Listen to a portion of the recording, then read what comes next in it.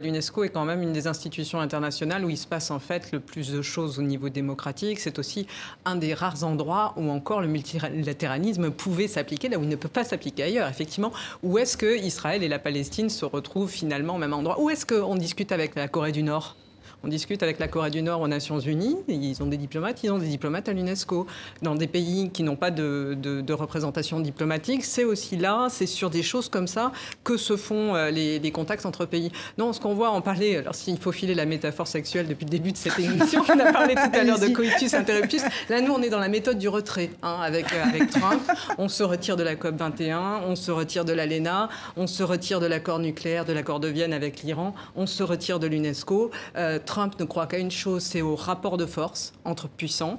Il ne croit pas au multilatéralisme, il ne croit pas aux institutions que les États-Unis ont très largement contribué à mettre en place à la fin de la Seconde Guerre mondiale. Aujourd'hui, il ne voit plus du tout les choses comme ça. Et quand on se coupe de multilatéralisme au moment où il y en a le plus besoin, ça pose des problèmes. Après, Trump n'est pas éternel.